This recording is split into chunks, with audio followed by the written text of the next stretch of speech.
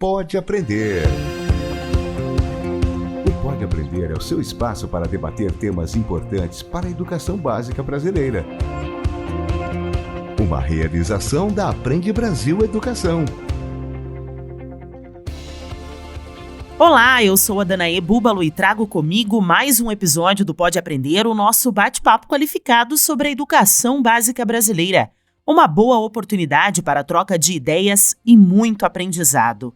Seja na sua casa, no carro, no alto-falante ou no seu fone de ouvido. Vamos juntos? Os investimentos, o gestor público precisa entender que toda ação dentro da educação não é gasto, é investimento. Porque investimento, quando você faz, você busca resultados. E eu acredito de verdade que escola, família e professor tem que ser realmente de mãos dadas, porque tanto a gente pode buscar e eles buscar na gente. Então isso é uma coisa muito importante. Livro aberto. O educador se eterniza em cada ser que educa. A famosa frase do patrono da educação brasileira, Paulo Freire, traz esperança aos professores e professoras que têm consciência de que o ato de lecionar tem um alcance muito maior do que se pode imaginar. O Pode Aprender dá sequência ao episódio especial que é feito para quem acredita na educação. Uma parceria entre a Aprende Brasil Educação e a Nova Escola. Vamos conhecer mais duas pessoas que vão contar as suas experiências e trazer inspiração para quem também aposta na vivência do ensino e na troca proporcionada no ambiente escolar para a transformação social. Pega a caneta.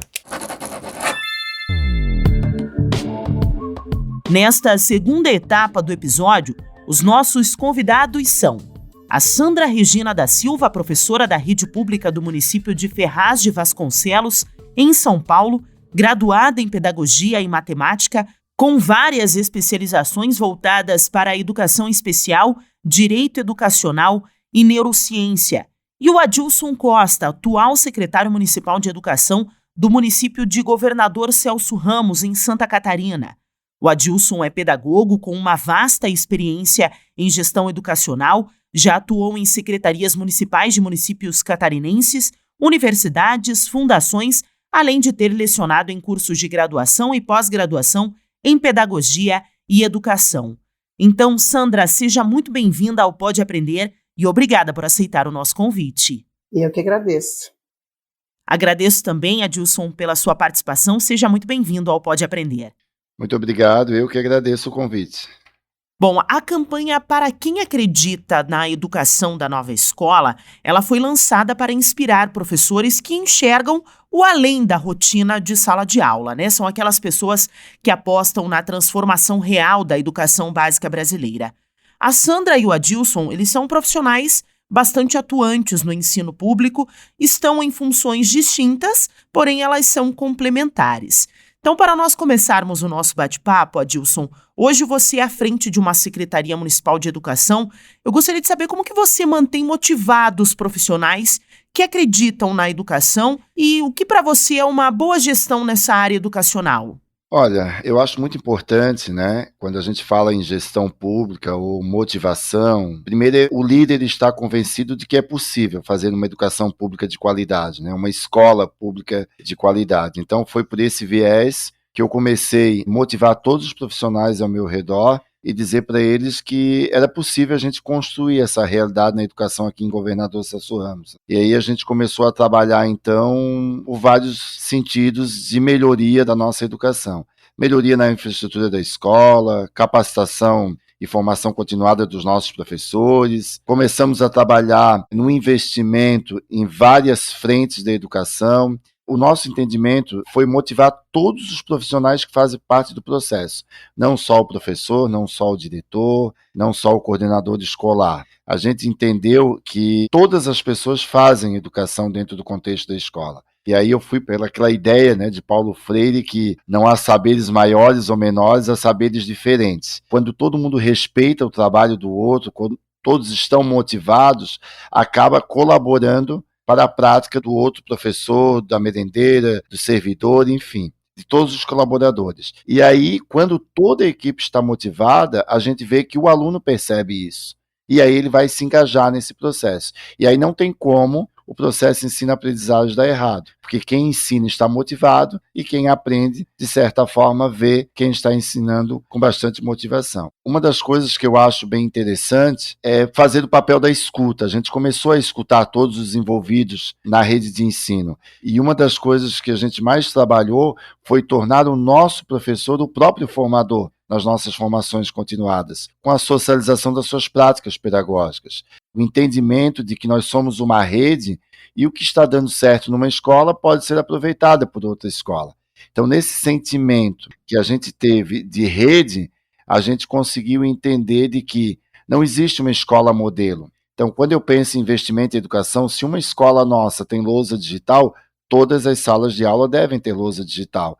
Se uma escola trabalha com a autonomia da criança na merenda escolar porque tem buffet, todas as escolas têm buffet. Então, se você vir para a rede de Governador Celso Ramos, você vai ver que a gente trabalha com o princípio da equidade e de igualdade para que todos tenham a mesma oportunidade de aprendizagem. E a partir desse processo, Adilson, quais foram as principais mudanças assim que você começa a enxergar no ambiente escolar ou até mesmo na vida profissional e pessoal desse educador e na vida também dos alunos, né, da família também, do engajamento da família, a partir dessa transformação que aconteceu aí em Governador Celso Ramos, quais foram os principais assim pontos que você viu de mudança? Olha, a principal mudança foi a gente fazer com que todos se engajassem no processo. Família, profissionais, toda a comunidade. A gente percebeu que os pais e os alunos passaram a acreditar na escola pública. Eu sempre defendo muito isso. Acreditar que a escola pública é possível fazer acontecer essa educação. No entanto, a gente tinha um IDEB de 2,6 e a gente tem um IDEB hoje de 6,8, já chegamos a 7 em algumas escolas. Então, a gente viu no dia a dia essa mudança acontecer. Na vida do profissional, ele começou a entender, e a gente passou isso para ele, que reconhecimento também foi feito pela questão financeira, mas não só. O professor começou a ver o reconhecimento do seu trabalho, da sua prática, no resultado que os alunos foram apresentando. E nessa mudança, a gente viu de que um passou a motivar o outro. E aí a gente começa a caminhar para o resultado que a educação espera. Os profissionais, a direção da escola, todos os seus colaboradores começaram a entender qual era a real função da escola e começaram a agir conforme a missão da instituição. E aí os resultados vieram da melhor forma possível. Uma escola mais humanizada, um aluno feliz, um professor motivado, os líderes, né, fazendo o papel de escutar e liderar, mediando os processos para que houvesse, de fato, uma grande transformação na rede. E para você, Sandra, quais são os principais desafios de um profissional do ensino público de hoje, né? E como que a gente faz para superar esses desafios ali no dia a dia? Bom, são muitos desafios mesmo. Acho que salas superlotadas, superlotação, que é a nossa realidade no ensino público, mas eu costumo pensar dessa forma. A gente não escolhe, a gente acolhe. Então a gente tem que dar atenção e levar nosso conhecimento e aprendizagem para todos. Perfil diferente, né? A gente acaba pegando uma sala com perfis diferentes, com hipóteses de escritas diferentes. Um desafio muito grande, porque a gente tem que envolver, estudar estratégias para a gente poder estar levando para essa sala. Como o aluno vai avançar na aprendizagem se ele não é um aluno assíduo? A gente vê muitos casos que a gente tenta fazer busca ativa, utilizar algum tipo de material impresso para a gente chegar até essa família. Então, assim, eu acho que o desafio é chegar até a família e fazer com que eles se entendam que o aluno tem que estar presente na escola para que a gente veja esse avanço para os alunos. Eu estava ouvindo ele falar e eu estava pensando a valorização do professor. A educação, ela sempre tem que ser em primeiro lugar, né? A gente luta e a gente já conseguiu melhorias, mas a gente ainda tem que conseguir lutar por muito mais. Para tudo, para dentro das nossas escolas, para dentro das nossas secretarias, levar planos, né? Quando vem os planos até chegar na nossa escola, a gente vê que vai dando condições para o professor, para que ele possa estar levando também conteúdos, ideias para dentro da sala, onde a gente pode diversificar ainda mais nos planos de aula, a nossa didática. E para a gente tentar superar,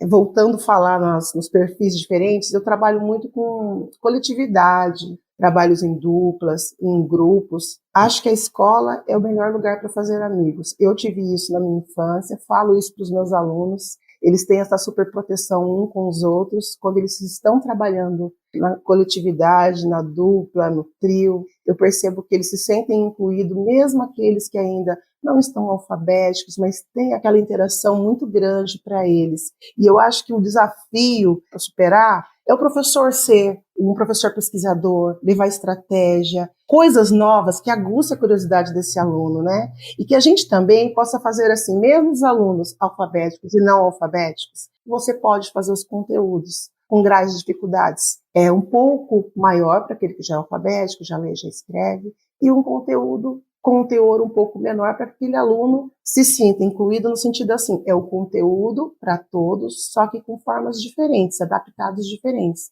Porque o aluno ele tem que se sentir inserido no meio daquele grupo, ele tem que se sentir, isso é muito importante para todos eles, né? Eu acho que isso é a parte mais desafiadora também, né? Eu sou uma professora que eu venho para minha casa e eu começo a pesquisar várias coisas. A parte lúdica, a parte concreta, a parte de linguagem visual. E a criança ela tem que ser desafiada, ela tem que ter interesse para fazer aquilo. E a hora que você vai vendo que ela vai conseguindo, você vai elaborando outros planos. E aí eu sei que ela se sente muito incluída, né?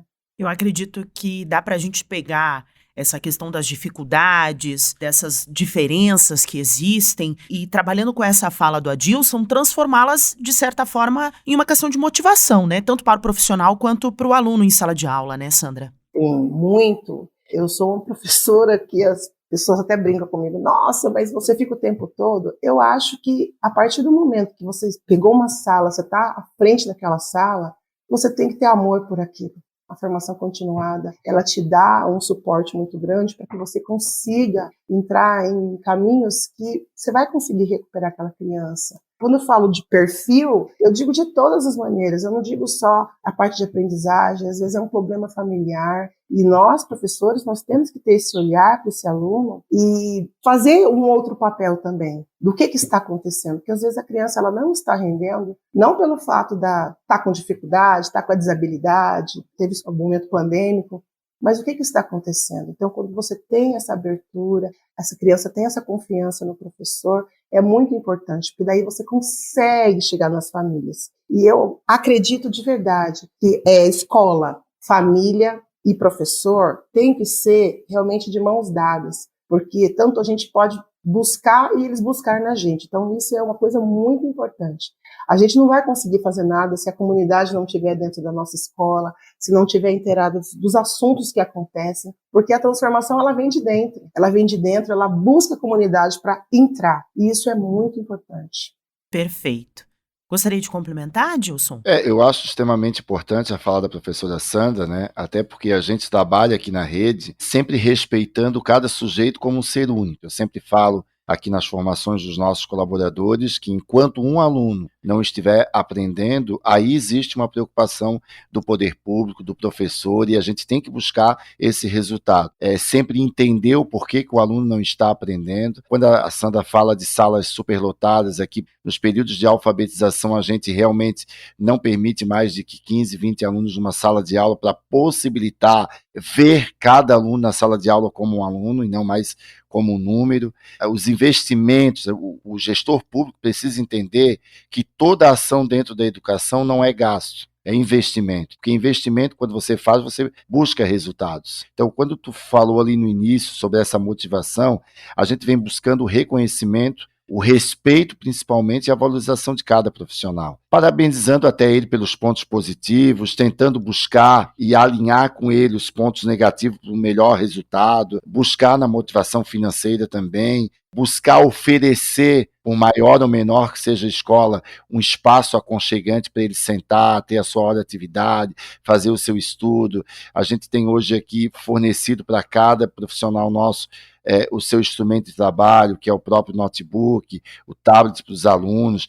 Na verdade, possibilitar o acesso a tudo aquilo que vai ser usado como recurso didático-pedagógico para o processo de aprendizagem. A melhoria da infraestrutura da escola, não dá de ensinar numa escola que o banheiro não é adequado, que pinga água em cima da cabeça do aluno, a gente não pode permitir isso. Equilibrar também o trabalho e a vida pessoal, porque é preciso tomar cuidado, né, para que a gente não sobrecarregue o profissional, para que não afete nem a vida pessoal dele, nem ele trazer os problemas da vida pessoal dele para a profissional. Eu acho que é permitir a escuta, ouvir sempre esse professor, esse colaborador, para que a gente possa, né, esse pós-pandemia principalmente, cuidar da saúde mental de todos os nossos colaboradores, né, para que a gente diminua os problemas e aumente a produtividade desse profissional. Acho que, de fato, com essa tua fala, Dilson, em resumo, é tirar esse cabresto, né? Essa venda que muitos ainda têm nos olhos, de que a educação básica hoje é professor e aluno. Se envolve um corpo muito maior, né? Não são apenas esses dois elementos.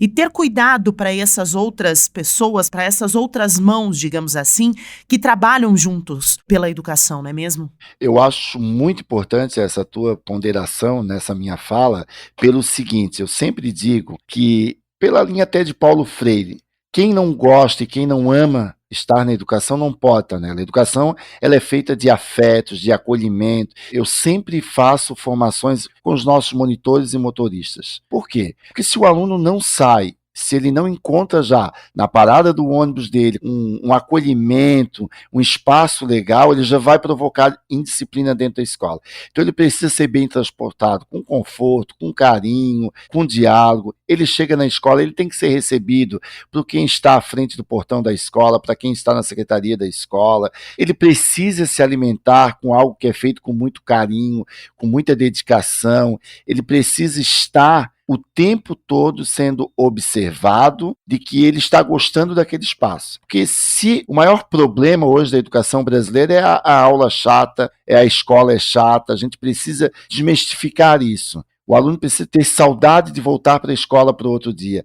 Ele precisa pensar na escola dele no final de semana, que ele está doido que chegue segunda-feira. E não pensar que ele está doido que chegue as férias, que ele está doido que acabe o ano, porque a escola é maçante. Então, quando todos os colaboradores pensam em tornar esse espaço mais humanizado, mais acolhedor e mais acessível a esse aluno, todo mundo vai fazer educação, não só o professor. Olha só como é que a gente vai entregar esse aluno para o professor na sala de aula. Um aluno feliz, porque ele veio bem transportado, ele se alimentou bem, ele foi bem acolhido. Então esse aluno só vai estar feliz nesse espaço. E o professor, de certa forma, vendo uma turma motivada, ele vai cada vez se motivar melhor, né?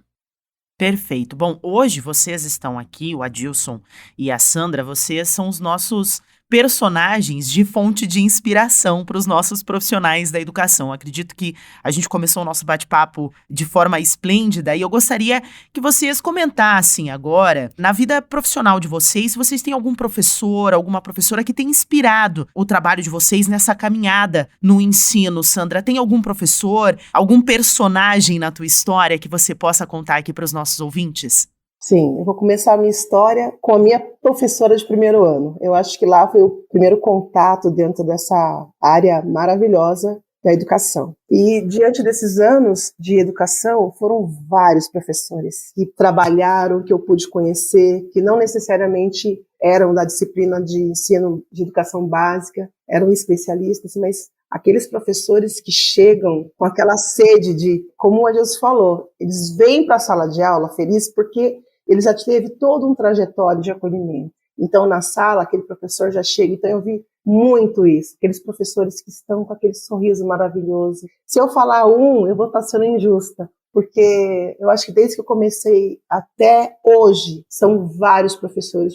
A profissão de professor realmente é uma missão de amor. Então, tem vários profissionais da educação que, na verdade, é professor, às vezes é funcionário da escola, porque todas as pessoas que estão na escola fazem parte da educação. Às vezes, com um gesto, você fala, que maravilha, vou levar para minha sala, vou dar parabéns para os meus alunos. E são pessoas assim que estão ali mesmo para fazer o melhor, para fazer sempre o melhor e melhor. Existem muitas pessoas nessa área que eu admiro demais e que vai me inspirando a tentar ser uma profissional melhor na educação também. E eu gostaria de saber de você, Adilson, algum fato, algum professor que de certa forma marcou a sua trajetória, que te fortaleceu, né, nessa forma de trabalhar, continuar acreditando na educação, alguém que você possa trazer também como inspiração aqui para os nossos ouvintes.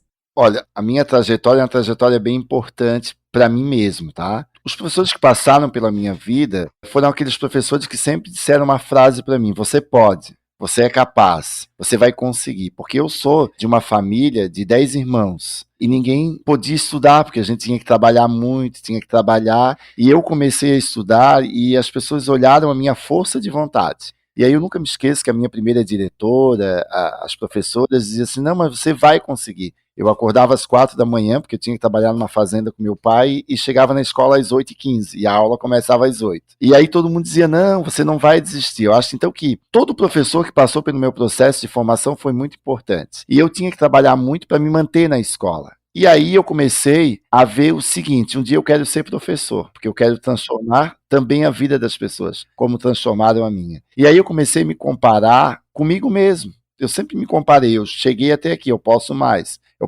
além. Então, quando eu olho para trás, sabe, eu já fui secretário de escola, eu já fui professor, eu comecei como auxiliar de serviços gerais. A diretora da escola disse: você quer fazer o teu ensino médio? Eu vou manter você na escola, nós vamos te pagar pela APP, que é da Associação de Pais e Professores, para você ajudar. Então, todos os alunos iam embora e eu ficava junto com as merendeiras e com as meninas da limpeza para limpar a escola. Depois ela viu a minha vontade, eu fui fazer magistério e me deu a oportunidade de ser professor. E aí eu fui indo e fui ocupando todos os espaços da escola. O que eu posso dizer hoje, sabe? Quando eu vejo, né, na nossa rede aqui, todos os nossos alunos com tablet na mão, com mochila, com uniforme, o que eu busquei? Dar igualdade, equidade e oportunidade para todos. Porque eu olhei para trás e disse: poxa, alguém olhou para mim e disse: não, nós vamos te dar essa oportunidade. E hoje, quando eu assumi pela primeira vez a Secretaria de Educação, eu disse: o meu maior desafio é a pessoa vir para a escola sem se preocupar com o que ela vai comer depois da aula. É tentar dizer que se o caderno dela acabar, ela não vai se preocupar que tem que comprar outro caderno para vir estudar. Dela olhar para o lado e dizer assim: aquele está com a mochila dessa. Não, nós vamos estar todos com a mochila igual. Eu sou muito realizado porque a vida me deu a oportunidade de transformar a minha própria vida e hoje poder transformar a das pessoas. Me inspirar, eu me inspiro dia após dia em cada professor que eu conheço que é apaixonado pela educação. Múltipla escolha. Esse é o momento do nosso podcast em que eu sempre peço aos nossos convidados para deixarem dicas de filmes, livros, sites, para quem quiser estender o tema do episódio de hoje. Gostaria de saber quais são as suas indicações, então, Sandra. Olha, eu vou até dar uma indicação de um livro que eu pesquisei, li, amei, estou fazendo um projeto com os meus alunos, que é sobre africanidade, né, que a gente não pode esperar só novembro para chegar, a gente tem que trabalhar isso no ano letivo todo, porque é uma história que a gente tem que estar passando para os nossos alunos. E o livro é da Sandy Oliveira e se chama Com Qual Penteado Eu Vou?, que é o encontro de uma família que conta algumas histórias sobre os penteados. E eu acho isso muito importante, está tendo um efeito muito maravilhoso na minha turma. Esse filme já é um filme que todo mundo conhece, mas eu sempre vou indicar, que é O Extraordinário e Como Estrela na Terra. Eu acho que faz parte de todos nós que temos a educação na veia. E as suas indicações e inspirações de hoje, professora Adilson? Olha, eu gostaria de indicar 3 livros com aspectos diferentes, assim. Posso? Claro! O primeiro livro que eu acho muito interessante, que é O Velho e o Menino. É uma instigante, assim, descoberta do propósito, assim, de vida, de trajetória, né? Ele quer viver uma vida cheia de plenitude e significados, ele quer motivar as pessoas e ele começa, então, a conversar. Esse menino, ele começa a conversar todas as vezes no transporte coletivo que ele pega para ir trabalhar com o velho Tafu, que é um dos personagens, e vai trazendo essa lição, então, sobre a descoberta do propósito e o valor das relações dentro de uma sociedade, quando você passa a respeitar o outro e aprender com o outro. Então eu acho esse livro fantástico, né, do Robert Tanjan. Um outro livro que eu acho extremamente interessante até para quem planeja a sua vida, a sua carreira, a sua liderança, né, que a vida é tudo que você faz com ela, né, de Pedro Janot. É um dos maiores autores que eu vejo nessa área de liderança, né? Como que você planeja a sua carreira, como você aprende com ela, como você passa a ser ousado e se desafiar no seu dia a dia. Acho um livro assim que fica realmente no pensamento da gente para se fazer liderança. E o último livro que eu acho interessante, eu gosto muito dessa escritora e palestrante, que é a Emília Cipriano Sanches, que é o Lembra de Mim. O livro conta de uma menina que encontra ela na plateia, né? E depois, quando termina, você lembra de mim, professora? Ela disse, não lembro, são tantos alunos. Ela disse, não, eu fui sua aluna no maternal e hoje eu sou professora. Então, como a gente falou ali, como nós, educadores, inspiramos as pessoas. Se a gente acreditar que professor nesse país ainda é e tem que ser uma referência para as pessoas, a gente começa a desafiar as pessoas a buscar caminhos que possibilitam a mudança deles. Então, o Lembra de Mim é um livro que fala muito da educação infantil, como a gente, enquanto educador, marca muito a vida das pessoas. E filmes, eu gosto muito do filme O Substituto, gosto muito do filme Além da Sala de Aula, que é a professora que vai para o seu primeiro emprego, ela começa a fazer um projeto social, encontra nos primeiros dias muitos contratempos, como nós falamos aqui, muitos medos e preconceitos, além das condições precárias num local de ensino. E aí ela começa a transformar essa realidade. Diversão para casa. Quero agradecer muito a participação do Adilson, a participação da Sandra e deixar aberto aqui aos nossos convidados para deixarem os seus contatos, suas redes sociais, o seu e-mail, para quem quiser conhecer um pouco mais do seu trabalho, Adilson, o trabalho da Sandra. Quais são os seus contatos? Posso deixar aqui o meu Instagram, né, que é o @AdilsonCostasGCR, que é uma forma que a gente está sempre ali visualizando, conversando. Tem o meu próprio e-mail, que é o secretariogcr@hotmail.com, e todos os nossos projetos, que nós temos muitos projetos legais na cidade, podem nos acompanhar ali no site da secretaria, que é www.semecgcr.com.br. Eu sempre digo que o nosso site é o portfólio da gestão pública de governador. Você vê do início ao fim, até hoje, o que a gente vem fazendo. Muito bacana, muito obrigada, viu, Adilson? E parabéns pelo teu trabalho. Obrigado viu? Estou sempre à disposição aí, poder estar falando aí do nosso trabalho de educação. E para quem quiser conhecer também um pouquinho mais do seu trabalho, Sandra, quais são os seus contatos para os nossos ouvintes? Olha, eu vou deixar o meu Facebook, que ali eu compartilho muitas ações que eu faço com a minha sala, com as minhas turmas dentro da minha escola. E o meu e-mail, sandraregina45@gmail.com. Perfeito. Muito obrigada, Sandra. Imagina, eu que agradeço. Mais uma vez, o Pode Aprender agradece imensamente a participação da Sandra e do Adilson e também agradece a você que nos acompanhou em mais um bate-papo qualificado sobre a educação básica brasileira. E assim finalizamos a segunda parte deste episódio, que é uma parceria entre a Nova Escola e a Aprende Brasil Educação. O Pode Aprender é uma realização da Aprende Brasil Educação com a produção da banca do podcast. Para comentários e sugestões, basta enviar um e-mail para aprendebrasil@positivo.com.br. Acompanhe os próximos episódios do Pode Aprender na sua plataforma de podcast preferida, nas redes sociais e no site Aprende Brasil. Até mais!